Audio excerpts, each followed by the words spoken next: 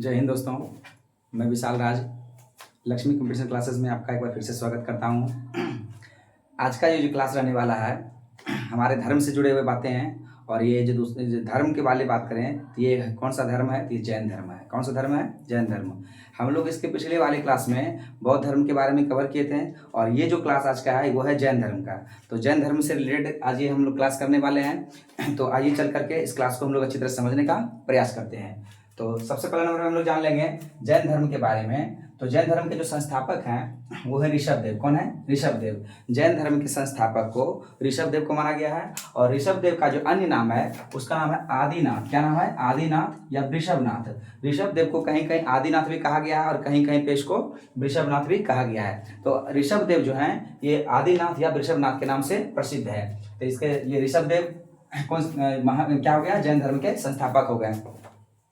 इसके बाद में सबसे पहले मैं ये जान लें कि जैन धर्म में जितने भी संत वगैरह हुए, जितने भी महात्मा हुए, उनको तीर्थकर कहा जाता था। क्या कहा जाता था? तीर्थकर। और जैन धर्म में टोटल तीर्थकरों की संख्या यानी संतों की संख्या अगर बात करें तो 24 हुए। कितने हुए? 24। तो जैन धर्म के संस्थापक जो हो गए, कौन हो गए? संस्थापक हो गए आपका ऋषभदेव, जिसको कि हम लोग आदिनाथ या वृषभनाथ कहते हैं। तब आप थोड़ा सा हम लोग वृषभनाथ के बारे में यानी ऋषभदेव के बारे में अच्छी तरह से जान लेते हैं। तो सबसे पहले देख लीजिए कि संस्थापक इसके कौन हो गया? संस्थापक के साथ साथ में ये प्रथम तीर्थकर भी कहलाए, यानी प्रथम संत यही थे, इसीलिए उनको प्रथम तीर्थकर कहा गया। तीर्थकर का मतलब होता है इनके साधु संत जिसको होते थे, इनको तीर्थकर कहा जाता था। तो ये हमारा हो गया कौन? प्रथम संत ये तीर्थकर यानी कि ऋषभदेव। कहते हैं ऋषभदेव की जो मृत्यु हो गई वो 58वें के पास हुई। कहाँ हुई है? 58वें के पास में। और ये कहाँ हुई? कैलाश पर्वत पर। कैलाश पर्वत पर एक जगह स्थान है, उसका नाम है 58वें कैलाश पर्वत के ऊपर है। और वहीं पे क्या हुई? मृत्यु हो गई। ये तपस्या करते करते उसी पर्वत पे इनकी क्या हो गई? मृत्यु हो गई। तो याद रखना है आपको कि ऋषभदेव की मृत्यु कहाँ हुई है? 58वें यानी कैलाश पर्वत पर हो गई। इसके बाद कहता है ऋषभदेव का जो उल्लेख मिलता है, ऋषभदेव का उल्लेख मिलता है कहाँ पे? ये श्रीमद् भगवत गीता में। श्रीमद् भगवत जो है, श्रीमद् भगवत में ऋषभदेव का उल्लेख किया गया, यानी इनके नाम की चर्चा है उसमें। इसके बाद जो जैन धर्म के जो 23वें तीर्थकर थे, देखिए इस जैन धर्म में टोटल तीर्थकरों की संख्या 24 है। कितनी है? 24। लेकिन हम उन 24 तीर्थकों के बारे में नहीं पढ़ेंगे।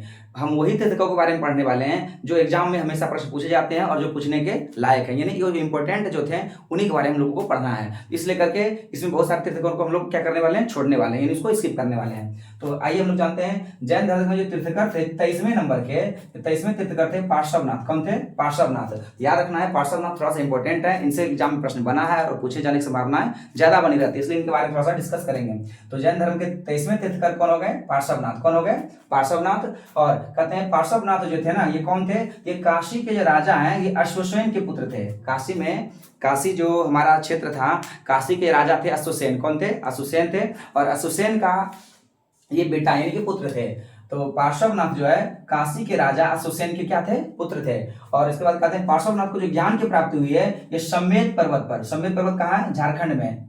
पार्श्वनाथ को जो ज्ञान की प्राप्ति हुई है ये समेत पर्वत पर है। और समेत पर्वत कहाँ है? झारखंड में। आपको बता दें यही समेत पर्वत का आगे चल करके नाम जो है पार्श्वनाथ की पहाड़ियां कर दिया गया है। अभी आप झारखंड में जो पहाड़ी का नाम सुनते हैं पार्श्वनाथ की पहाड़ियां, तो पार्श्वनाथ की पहाड़ियां वही पर्वत है जिस पर इनको क्या हुई थी? ज्ञान की प्राप्ति हुई थी। तो ज्ञान की प्राप्ति हुई थी समेत पर्वत शिखर पर। और इसी समेत पर्वत को जो है वर्तमान में हम लोग पार्श्वनाथ के नाम से जानते हैं, जो कहाँ है वर्तमान में? ये झारखंड में है।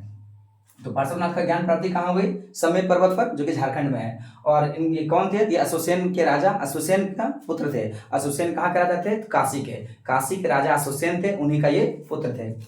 कहते हैं पार्श्वनाथ जो है ना 30 वर्ष की अवस्था में, कितने वर्ष की अवस्था में? 30 वर्ष की अवस्था में गृह को त्याग दिया, यानी अपने घर को छोड़ करके ये सन्यास जीवन को स्वीकार कर लिए। पार्श्वनाथ 30 वर्ष की अवस्था में गृहस्थ जीवन को त्याग करके सन्यास जीवन को इन्होंने क्या कर लिया? स्वीकार लिया। और ये बन गए सन्यासी। सन्यासी में क्या किया इन्होंने? जैन धर्म को स्वीकार कर लिया। और जैन धर्म को स्वीकार करने के बाद जो है ये जैन धर्म के 23वें नंबर के 23वें नंबर के तीर्थकर ये कहलाए।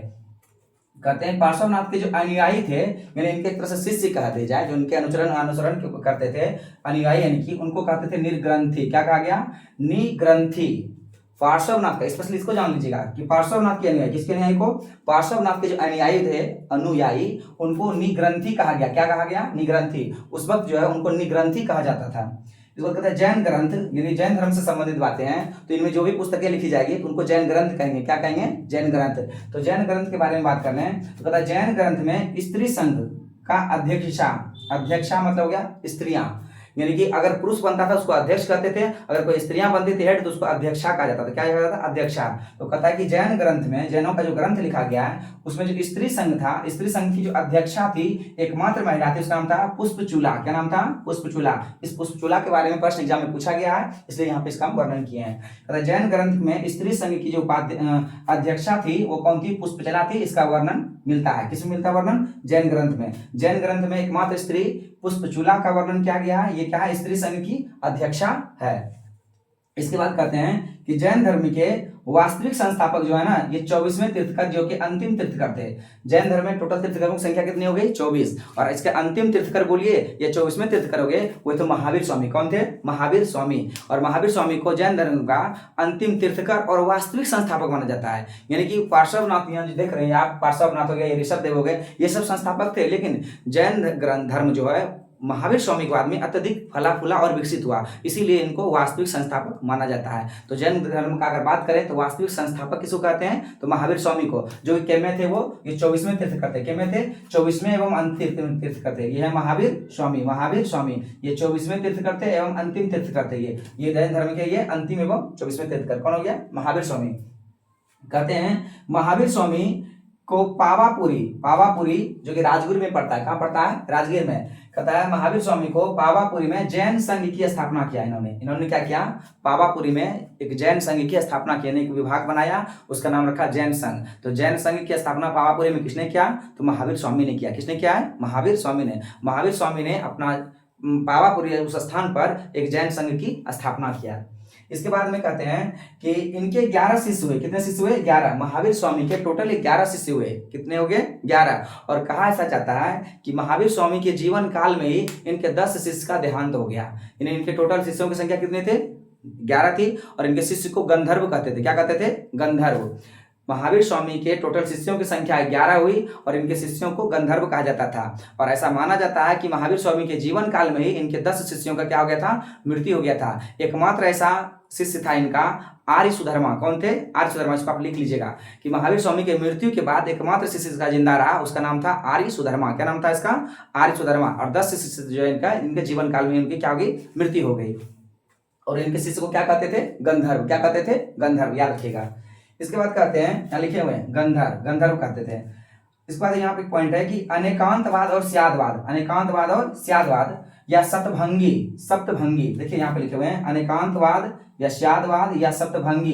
इनके ज्ञान को जो है ना सापेक्षता का सिद्धांत कहते हैं। क्या कहते हैं? सापेक्षता का सिद्धांत।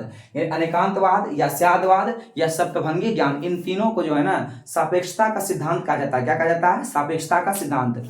इसके बाद में महावीर स्वामी के बारे में बात करें कि महावीर स्वामी के समकालीन बहुत सारे शासक हुए। महावीर स्वामी के समकालीन क्या थे? बहुत सारे शासक थे।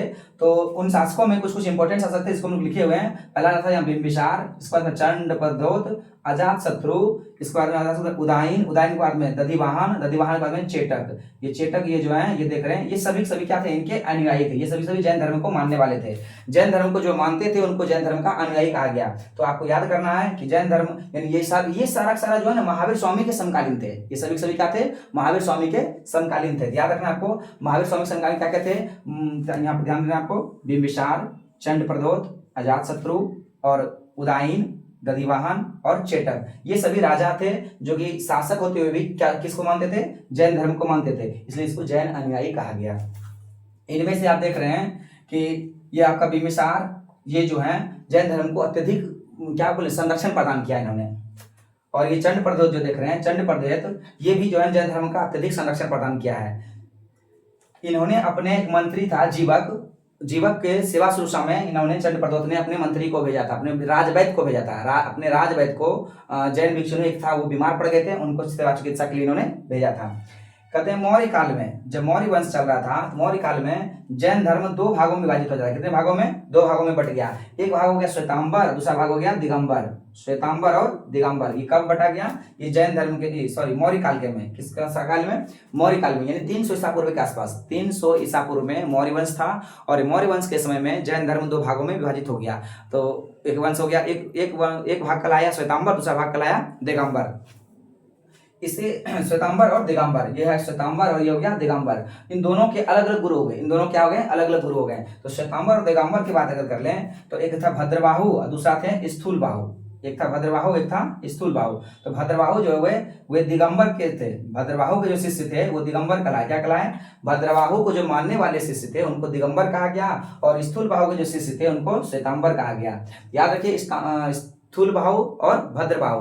भद्रबाहु जो शिष्य थे उसको क्या कहा गया? दिगंबर। और जो स्थूल बाहु के शिष्य थे उनको क्या कहा गया? श्वेतांबर। अब श्वेतांबर और दिगंबर को थोड़ा समझ लें। श्वेतांबर क्या है, दिगंबर क्या है? श्वेतांबर का मतलब जो श्वेत वस्त्र धारण करने वाले थे, सफेद कपड़े पहनते थे और अपने आप को ढके रहते थे शरीर को, उसको श्वेतांबर कहा गया। श्वेत जोड़ अंबर यानी कि जिसका सफेद वस्त्र धारण किया हो उसको श्वेतांबर कहते हैं। यानी सफेद वस्त्र धारण करने वाले को श्वेतांबर कहा गया और जो नग्न रहते थे, बिना कपड़े के रहते थे, उनको दिगंबर कहा गया। तो भद्रबाहु जो है वो दिगंबर के थे, यानी कि वो नग्न रहने वाले थे, और स्थूल बाहु वो श्वेतांबर थे, वो सफेद वस्त्र को धारण करते थे। इसके बाद में एक पुस्तक का यहाँ दिया नाम वर्णन है भगवती सूत्र। क्या है यहाँ पे? भगवती सूत्र।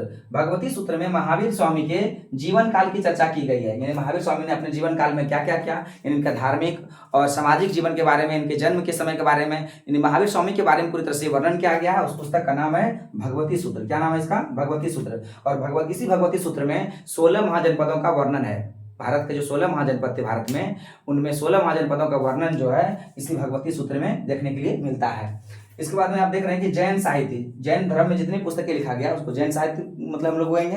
लेकिन उस वक्त जो है जैन साहित्य को आगम कहते थे। क्या कहते थे? आगम। और ये आगम वर्ड जो है क्वेश्चन, ये जो प्रश्न है एग्जाम में पूछा गया है कि जैन साहित्य को क्या कहा जाता है, तो आगम। जैन साहित्य को क्या कह करके सूचित किया जाता है, तो आगम कह करके। क्या कह करके? आगम। आगम का मतलब है यहाँ पे जैन साहित्य, याद रखना है आप लोगों को। फिर कहता है भद्रबाहु द्वारा, भद्रबाहु जो कि वही थे दिगंबर संप्रदाय के संस्था, कहते हैं भद्रबाहु द्वारा कल्पसूत्र लिखा गया। क्या लिखा गया? एक पुस्तक।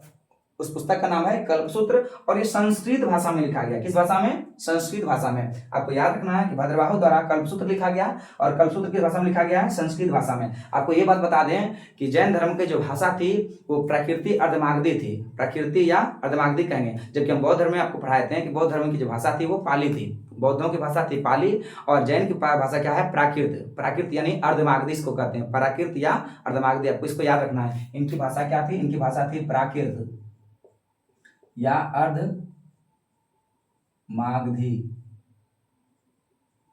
आपको इसको नोट कर लेना। इनकी ये भाषा थी। इनकी क्या थी? भाषा। चलिए, इसके बाद जो हम लोग आगे देखिए, यहाँ पे थोड़ा सा हम लोग वर्णन किए हुए महावीर स्वामी के बारे में। ये स्पेशल यहाँ से महावीर स्वामी के बारे में जान रहे हैं हम लोग क्योंकि महावीर स्वामी इस धर्म के, इस जैन धर्म के बहुत मतलब मेन फाउंडर हो गए, मेन संस्थापक हो गए। और इनके बारे में हम लोगों को पूरा डिटेल्स याद करना है क्योंकि इनसे क्वेश्चन एग्जाम में भर भर के पूछा जाता है। इधर आप जितना भी देखें पॉइंट, ये मेन पॉइंट था जो इन सभी संबंधित प्रश्न थे जो कि हमने आपको कवर कराया, आपको डिस्कस कराया। और अब यहाँ से हम लोग समझेंगे महावीर स्वामी के बारे में पूरा डिटेल्स। तो महावीर स्वामी जो हमारे जैन धर्म के कितने तीर्थ करते हैं? वो 24वें तीर्थ करते। कितने थे? 24वें तीर्थ करते और ये अंतिम तीर्थकर हुए। इसके बाद में, इनके मृत्यु के बाद में जैन संप्रदाय 2 भागों में बढ़ जाती है और उस वक्त काल रहता है मौर्य काल। कौन सा काल रहता है? मौर्य वंश, यानी कि मौर्य साम्राज्य चल रहा होता है और उनकी क्या होती है? महावीर स्वामी की मृत्यु हो जाती है। तो महावीर स्वामी की मृत्यु के बाद जैन संप्रदाय 2 भागों में विभाजित हो गया, वो श्वेतांबर और दिगंबर, जो कि अभी आपको श्वेतांबर दिगंबर के बारे में हम बता चुके हैं।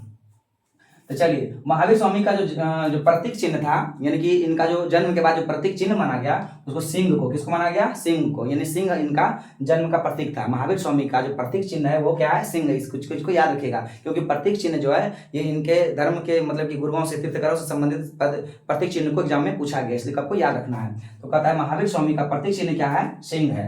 अब देखिए, महावीर स्वामी का जो जन्म हुआ ये 540 ईसा पूर्व हुआ है। कब जन्म हुआ है? 540 ईसा पूर्व। लेकिन एनसीईआरटी बुक के अनुसार जो है इनका जन्म जो है 599 ईसा पूर्व माना जाता है। क्या माना जाता है? 599। अब यहाँ पे कंफ्यूजन हो गया कि सर कि आखिर आप बता रहे हैं 540 भी और 599 भी, और हर चीज हर एग्जाम में अभी एनसीईआरटी पूछा जाता है, तो हम लोग मारेंगे क्या आंसर एग्जाम में आ जाए? तो आपको याद रखना है कि ये 599 जो देख रहे हैं एनसीईआरटी पैटर्न का अकॉर्डिंग, ये जो है ना ये आपके मतलब कि उत्तर प्रदेश यानी कि मध्य भारत से आगे का क्षेत्र में पढ़ा जाता है। यानी भारत का, अगर भारत की आप बात करें तो मध्य प्रदेश यानी उत्तर प्रदेश और मध्य प्रदेश का जो निचले एरिया इधर वाला, उधर आपको 599 लोग मानते हैं, मतलब उसका आंसर लिया जाता है। और उत्तर प्रदेश और मध्य प्रदेश से इधर वाला एरिया जो हमारा जैसे बिहार, बंगाल, उड़ीसा, झारखंड, बिहार स्पेशली यूपी तक में हमारा जो इसका है ये 540 है। कहाँ तक है? 540। आपको इस चीज को याद रखना है। अगर हम लोग के यहाँ अगर एग्जाम में प्रश्न अगर मिलता है तो हम लोग क्या मारेंगे? इसका 540 मारेंगे। और बाय द वे अगर 540 599 कभी इन रेयर केस में आपको एक साथ में देखने के लिए मिलेगा, ठीक है। अगर 540 ना मिले तब 599 मारना है, नहीं तो 540 ही मारना है, आप इसको याद रखना है। कहते हैं कि कुंडलग्राम वैशाली में, कुंडलग्राम वैशाली में, वैशाली जो हमारा बिहार का जिला है,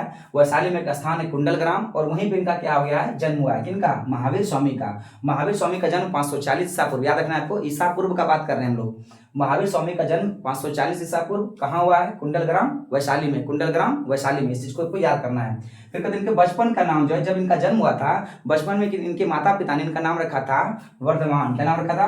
वर्धमान। इनको बचपन में वर्धमान कहते थे। क्या कहते थे? वर्धमान। और इनका जो बड़े भाई थे इनका नाम था नंदीवर्धन। क्या नाम था? नंदीवर्धन। इनका एक बड़ा भाई था, उनका नाम था नंदीवर्धन, और इनका नाम था वर्धमान। आपको याद रखना है, महावीर स्वामी के बचपन का नाम था वर्धमान और इनके बड़े भाई का नाम था नंदीवर्धन। क्या नाम था? नंदीवर्धन। अब बात करें इनके पिता के बारे में, इनके पिता का नाम था सिद्धार्थ। क्या नाम था? सिद्धार्थ। याद रखिएगा कि इनके पिता का नाम था सिद्धार्थ। अभी आपको हम पिछले क्लास में पढ़ाए हैं कि महावीर स्वामी के बचपन का नाम सिद्धार्थ था। महावीर स्वामी गौतम बुद्ध के बचपन का नाम, गौतम बुद्ध के बचपन का नाम सिद्धार्थ था। और यहाँ आपको हम बता रहे हैं कि महावीर स्वामी के पिता का नाम था सिद्धार्थ। ये सिद्धार्थ अलग है और वो सिद्धार्थ अलग है, आप इस चीज को याद रखिएगा। तो महावीर स्वामी का जो पिता थे इनका नाम था सिद्धार्थ। ये जो है ना ज्ञात्री कुल के प्रधान थे, यानी हेड थे। ये क्या थे? ज्ञात्री कुल, एक कुल था, ज्ञात्री कुल था, उस कुल के ये क्या थे? हेड थे, इन्हें प्रधान थे। कौन? इनके पिताजी। इनकी माता की बात कर लें, इनकी माता का नाम था त्रिशला। क्या नाम था? त्रिशला। और त्रिशला कौन थी? तो लिच्छवी गणराज्य तो हमारा जो था, हमारे बिहार में एक गणराज्य था लिच्छवी गणराज्य। तो लिच्छवी गणराज्य का मतलब लिच्छवी की राजा जो थे वो चेटक, लिच्छवी राजा कौन थे? चेटक थे। उसी की बहन थी कौन? त्रिशला। त्रिशला जो है ना लिच्छवी राजा चेटक की बहन है, लिच्छवी राजा चेटक की बहन। लिच्छवी के राजा कौन थे? चेटक, और चेटक की बहन कौन हो गई? त्रिशला। और ये त्रिशला जो है महावीर स्वामी की क्या है? माता है। याद रखिएगा आप इस चीज को। इसके बाद में इसकी पत्नी का नाम बात कर ले। इनकी पत्नी का नाम था यशोदा। क्या नाम था? यशोदा। और इनका एक पुत्री थी, इनको क्या थे? पुत्री, जिसका नाम था अन्योजा। क्या नाम था? अन्योजा। ये कहीं पे आपको प्रियदर्शनी मिलेगा, अन्योजा या प्रियदर्शनी, अन्योजा या प्रियदर्शनी, आपको याद करना। इनकी पुत्री का नाम है अन्योजा या प्रियदर्शनी, और इनकी पत्नी का नाम है यशोदा। एक चीज याद कर लीजिए आप, यहाँ पे कंफ्यूज नहीं होना है कि महावीर स्वामी की पत्नी का नाम है यशोदा। क्या नाम है? महावीर स्वामी की पत्नी का नाम है यशोदा, और गौतम बुद्ध की पत्नी का नाम है यशोधरा। देखिए दोनों नाम सेम है, एक है यशोदा और एक है यशोधरा। यशोदा और यशोधरा। अब देखिए यशोदा छोटा है और यशोधरा बड़ा है, इस चीज को आप ऐसे क्लियर याद कर लीजिए। दोनों पहले पत्नी का नाम को समझिए, एक है यशोदा और एक है यशोधरा। तो यशोदा छोटा नाम है और यशोधरा का लेटर जो है बड़ा है। तो याद करना है आपको। अब दोनों का पति में देख लीजिए, महावीर स्वामी और गौतम बुद्ध। तो गौतम छोटा वर्ड है, महावीर बड़ा वर्ड है। महावीर क्या है? बड़ा शब्द है, और गौतम क्या है? छोटा।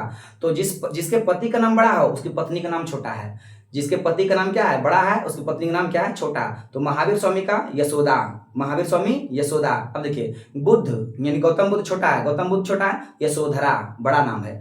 पति का नाम छोटा, पत्नी का नाम बड़ा। तो बुद्ध का नाम छोटा है तो उसकी पत्नी का नाम क्या होगा? बड़ा होगा। तो यानी गौतम बुद्ध की पत्नी हो गया यशोधरा, और महावीर स्वामी का बड़ा नाम है, उसकी पत्नी का नाम होगा यशोदा, यानी कि छोटा। आपको इस चीज से आपको क्लियर हो गया होगा। तो महावीर स्वामी ये बड़ा लेटर है, इसका पत्नी नाम है यशोदा, और गौतम बुद्ध छोटा नाम है, उसकी पत्नी का नाम बड़ा है, यशोधरा।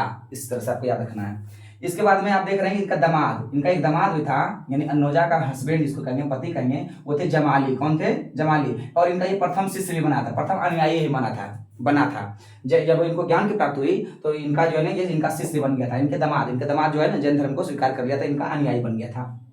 इसके बाद कहते हैं कि गृह त्याग, मतलब महावीर स्वामी ने अपने घर को यानी कि अपने पारिवारिक जीवन को त्याग करके, गृहस्थ जीवन त्याग करके सन्यासी कब स्वीकार किया? तो ये जो है ना 30 वर्ष की अवस्था में, कितने वर्ष की अवस्था में? 30 वर्ष की उम्र में अपने बड़े भाई से अनुमति लेकर, अपने बड़े भाई से क्या कर लिया? अनुमति। और इनके बड़े भाई का नाम क्या था? नंदीवर्धन। अपने बड़े भाई नंदीवर्धन से अनुमति लेकर के, आज्ञा लेकर के इन्होंने क्या किया? गृहस्थ को त्याग करके सन्यास जीवन को स्वीकार कर लिया 30 वर्ष की अवस्था में। और मतलब घर त्याग करके ये चले गए ज्ञान प्राप्ति की खोज में, और लगातार 12 वर्षों के बाद, कितने वर्षों के बाद? 12 वर्षों तक ये लगातार 12 वर्ष तक कठिन तपस्या किया। बुद्ध ने 6 वर्ष तक किया था, गौतम बुद्ध 6 वर्ष तक लगातार तपस्या किया, और ये 12 वर्ष तक तपस्या किया है। कहता है 12 वर्ष की तपस्या के बाद में जिरिम्बिक गांव है, जिरिम्बिक क्या है? गांव है, और ऋजुपालिका नदी है। ऋजुपालिका क्या है? नदी। जिरिम्बिक गांव में ऋजुपालिका नदी के तट पर साल वृक्ष के नीचे कौन सा वृक्ष? साल वृक्ष था, और ऋजुपालिका नदी है। इस चीज को आपको याद रखना है कि इनको जो ज्ञान प्राप्ति हुई है 12 वर्ष के बाद हुआ है, और जिरिम्बिक गांव है, ऋजुपालिका नदी है, और साल वृक्ष के नीचे। आपको इस चीज को याद रखना है। इनको हुआ है ऋजुपालिका नदी तट पर और साल वृक्ष के नीचे, इनको क्या हो गया? ज्ञान की प्राप्ति हो गई। इसके बाद जो इसी वक्त से इनको जो है ना स्वामी कहा गया। क्या कहा गया इसको? स्वामी। और महावीर का मतलब क्या? विजेता। इनको इसी वक्त इनको महावीर स्वामी कहा गया। इनको क्या कहा गया? महावीर स्वामी। इनकी जो मृत्यु की बात कर ले अगर, तो इनकी मृत्यु 468 ईसा पूर्व हुआ है। कब मृत्यु हुआ है? 468 ईसा पूर्व। इसके अकॉर्डिंग 540 के अकॉर्डिंग बता रहे हैं 468 में इनका क्या हो गया? मृत्यु हो गया। कहाँ हुआ है? तो पावापुरी और बिहार में। पावापुरी बिहार में। पावापुरी वही राजगीर में पड़ता है जहाँ पे इन्होंने जैन संघ की स्थापना किया था। महावीर स्वामी ने पावापुरी में ही जैन संघ की स्थापना किया था और वहीं इनकी क्या होती है? मृत्यु होती है। कब होती है? 468 ईसा पूर्व में। 468 ईसा पूर्व में इनकी क्या हो गई? मृत्यु। इनके जन्म और मरण इन दोनों डेट को आप याद रखना आपको। 540 में क्या हो गया? जन्म हो गया। और 468 में क्या हो गया? मृत्यु। 540 में इनका जन्म और 468 में क्या हो गई? मृत्यु। जन्म हुआ कुंडलवन, कुंडलग्राम। क्या है? कुंडलग्राम वैशाली। कुंडलग्राम वैशाली। और इनका जो मृत्यु हो गया पावापुरी बिहार में। इसके बाद बात कर लें कि जैन धर्म के बारे में, कि जैन धर्म में आत्मा की मान्यता थी, ईश्वर की मान्यता नहीं थी। यानी अगर बात कर लें, ये महावीर स्वामी संबंधित रिलेटेड जितने भी पॉइंट थे हमने यहाँ पे कवर करा दिया। ये मेन पॉइंट है, इसको आपको याद रखना है, इसको आप अच्छी तरह से लिख लें। इसके बाद जो आप देख रहे हैं कि जैन धर्म में जो है आत्मा की मान्यता है। किसकी मान्यता है? आत्मा की। ईश्वर की मान्यता इसमें नहीं है। आपको इस चीज को याद रखना है कि जैन धर्म में ईश्वर की मान्यता नहीं है, इसमें आत्मा की मान्यता है। इसके अलावा जो है इनमें पुनर्जन्म और कर्मवाद में विश्वास करते थे। जैन धर्म के जो तीर्थकर थे, वो जो अनुयायी थे, वो पुनर्जन्म और कर्मवाद में विश्वास करते थे। इसके बाद कहते हैं कि महावीर जो है प्रथम उपदेश, महावीर अपना प्रथम उपदेश किसको दिया है? कहाँ दिया? विपुलगिरी में। कहाँ दिया? विपुलगिरी। विपुलगिरी राजगीर में पड़ता है। विपुलगिरी कहाँ पड़ता है? राजगीर में। कहते हैं महावीर स्वामी का जो उन्हें अपना प्रथम उपदेश दिया है वो विपुलगिरी राजगीर में दिया है। और इसके बाद कहते हैं कि जैन धर्म का जो त्रिरत्न है, जैन धर्म का त्रिरत्न, देखिए यहाँ पे जैन धर्म में त्रिरत्न की बात करते हैं तो त्रिरत्न इनके 3 थे। कितने थे? 3 रत्न। त्रिरत्न मतलब क्या? 3 रत्न। त्रिरत्न का मतलब क्या हो गया? 3 रत्न। त्रिरत्न का मतलब हो गया 3 रत्न। आपको याद करना है सम्यक ज्ञान, सम्यक दर्शन और सम्यक आचरण। ये 3 प्रकार के, सम्यक ज्ञान, सम्यक दर्शन और सम्यक आचरण, ये 3 प्रकार का दर्शन का बात करता है। सम्यक ज्ञान, सम्यक दर्शन और सम्यक आचरण, ये 3 इनका जो है त्रिरत्न माना गया इनको। जैन धर्म में त्रिरत्न किसको किसको कहा गया है? सम्यक ज्ञान, सम्यक दर्शन और सम्यक आचरण। यानी ये तीनों चीज को आपको याद रखना है और ये पॉइंट तीनों एग्जाम में दिया गया है। प्रश्न इस तरह से पूछा जाता है कि जैन धर्म का कौन सा त्रिरत्न का हिस्सा नहीं है? तो त्रिरत्न का हिस्सा इसमें नहीं है। देखिए याद है कौन कौन? तो सम्यक ज्ञान, सम्यक दर्शन और सम्यक आचरण, ये 3 आपको याद रखना है। इसके अलावा जो है इनमें 5 महाव्रत, इसमें 5 महाव्रतों का पालन करने का बात कहा गया है। तो 5 महाव्रत, महावीर स्वामी ने जैन धर्म में 5 महाव्रतों को पालन करने का मतलब कि आग्रह किया है। तो ये 5 महाव्रत कौन कौन है? एक है अहिंसा। पहला क्या है? अहिंसा। दूसरा क्या है? सत्य। तीसरा क्या है? अपरिग्रह। चौथा है आस्तेय और 5वां है ब्रह्मचर्य। ये 5 जो महाव्रत हैं ये जैन धर्म में मान्यता दी गई है और इनको पालन करना अनिवार्य था। तो अहिंसा का मतलब क्या होता है? मारपीट नहीं करना, जीव की हत्या नहीं करना, इसका मतलब हो गया अहिंसा। इसका मतलब सत्य का मतलब क्या हो गया? हमेशा सत्य वचन बोलना, झूठ कभी भी नहीं बोलना, इसका मतलब यह। अपरिग्रह का मतलब होता है संपत्ति इकट्ठा ना करना, यानी आप अगर धन जमा कर रहे हैं, धन को जमा नहीं करना है। जो भी अपनी जरूरत का है उसको अपने खा पी के खर्च कीजिए और बाकी जो पैसा होता है वो दूसरों को बांटिए, दूसरों की मदद कीजिए। तो वही कहता है अपरिग्रह मतलब कि धन यानी संपत्ति इकट्ठा न करना। अस्तेय, अस्तेय पर मतलब हो गया चोरी न करना। आस्ते का मतलब क्या हो गया? चोरी नहीं करना। कभी भी चोरी का बात मन में अगर ख्याल आए उसको त्याग देना चाहिए, यानी आस्ते मतलब क्या? चोरी न करना। ब्रह्मचर्य का मतलब क्या? अपने इंद्रियों पे अपने आप पे कंट्रोल होना चाहिए। ब्रह्मचर्य का मतलब क्या? अपने इंद्रियों को वश में करना है, यानी अपने इंद्रियों को वश में रखना है, अपने इंद्रियों पर कंट्रोल रहना चाहिए। ये 5 महाव्रत था जो कि जैन धर्म में पालन करना अनिवार्य था। इसके बाद में हम यहाँ पे कुछ पॉइंट लिख रखे हैं, ये वही पॉइंट हैं जो जैन तीर्थकरों में 24 तीर्थकरों में से ये कुछ मेन इंपॉर्टेंट तीर्थकर हैं, तो जिसको हम लोग यहाँ पे लिख रखे हैं। साथ ही साथ में उनका प्रतीक चिन्ह को लिखे हैं, क्योंकि अभी हम आपको बताए थे कि जैन तीर्थकरों का प्रतीक चिन्ह एग्जाम में पूछा जाता है, इसलिए करके यहाँ पे हम लिख रखे हैं। और आपको इसको समझना है और इसको आपको लिखना भी है, क्योंकि इससे प्रश्न एग्जाम में कभी कभी बन जाता है। ये कोडिंग वाला जब भी सवाल पूछता है तो जैन एक तरफ तीर्थकर रहता है, एक तरफ प्रतीक चिन्ह रहता है, उसको मिलान करने के लिए दे देता है। आपको इस तरह से इसको याद करना, और ये सारा इंपॉर्टेंट है। हम सभी को नहीं लिखे हैं, लेकिन जो लिखे हैं ये सारा इंपॉर्टेंट है। चलिए आते समझते हैं। तो पहला तो आपको पता है ये क्या है? ऋषभदेव। और ऋषभदेव का प्रतीक चिन्ह क्या है? वृषभ या बैल। वृषभ या बैल, जिसको हम लोग सांड कहते हैं। क्या कहते हैं? सांड। और याद रखना आपको कि ऋषभदेव का जो वर्णन जो है ऋग्वेद में भी वर्णन इनका मिलता है। आपको हम बताएं कि ऋषभदेव का वर्णन किसमें है? ऋग्वेद में वर्णन मिलता है। और इनका प्रतीक चिन्ह क्या है? वृषभ या बैल, वृषभ या बैल। इसके बाद में और ये 1 2 3 4 आप जो देख रहे हैं ये क्रम है, ये क्या है इनका क्रम। जैसे क्या हो गया, ये प्रथम तीर्थकर थे, ये क्या थे प्रथम तीर्थकर। और इसके बाद तो यहाँ देख रहे हैं आप, ये है आपका अजितनाथ। क्या नाम है अजितनाथ, ये दूसरे तीर्थकर थे, ये जैन धर्म के दूसरे तीर्थकर थे अजितनाथ। इनका जो प्रतीक चिन्ह था गज, जिसको हम लोग हाथी बोलते हैं। अजितनाथ का प्रतीक चिन्ह क्या है गज, अजितनाथ का प्रतीक चिन्ह क्या हो गया गज यानी कि हाथी। तीसरा जो देख रहे हैं आप यहाँ 3 का मतलब क्या तीसरे तीर्थकर, 3 का मतलब क्या हो गया तीसरे तीर्थकर। जैन धर्म के तीसरे तीर्थकर हो गए कौन शंभवनाथ, कौन हो गया शंभवनाथ। इसका प्रतीक चिन्ह था अश्व, क्या था प्रतीक चिन्ह अश्व। आपको याद रखना है कि जैन धर्म के तीसरे तीर्थकर अश्व कौन थे शंभवनाथ थे, इसका प्रतीक चिन्ह है अश्व। इसके बाद में सुपार्श्वर, ये आपका है 7वें नंबर का, कितने नंबर का 7वें नंबर का। जैन धर्म के 7वें तीर्थकर कौन थे सुपार्श्वनाथ। सुपार्श्व याद रखना है, ये सुपार्श्व, एक है समपार्श्व वो अलग है, ये सुपार्श्व। तो सुपार्श्व जो है ये 7वें नंबर के तीर्थकर थे, इसका प्रतीक चिन्ह है स्वास्तिक। क्या है प्रतीक चिन्ह स्वास्तिक, याद रखना आपको। इसके बाद में ये 16वां जैन धर्म के 16वें तीर्थकर कौन थे, ये थे शांतिनाथ। कौन थे शांतिनाथ। और शांतिनाथ जो थे ये इसका प्रतीक चिन्ह है हिरण, क्या हिरण। तो शांतिनाथ का प्रतीक चिन्ह हिरण हो गया। और ये कितने क्रम के थे ये 16वें नंबर के। तो जैन धर्म के 16वें तीर्थकर की अगर बात किया जाए तो कौन थे ये शांतिनाथ थे, उनका प्रतीक चिन्ह क्या है हिरण है। इसके बाद में एकमात्र महिला, एकमात्र स्त्री संत थी जैन धर्म में, एक स्त्री तीर्थकर भी बनी है, उसका नाम क्या है मल्लिकानाथ। क्या नाम है मल्लिकानाथ।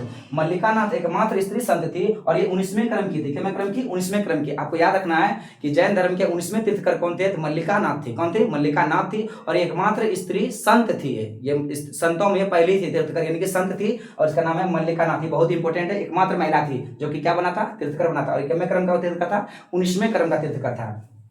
इनका जो प्रतीक चिन्ह है ये कलश है, कलश जो सिर पे देखते हैं जिसमें कि पानी वगैरह भरा हो जाता है, तो कलश जो है ये इनका क्या था ये प्रतीक चिन्ह था। तो बात किया जाए ये कहाँ की थी, ये मिथिला की थी, मिथिला में जन्म हुआ था इनका, ये मिथिला के क्षेत्र में इनका जन्म हुआ था और मिथिलावासी थी ये कौन मल्लिकानाथ, जो कि जैन धर्म के 19वें तीर्थकर बन गए।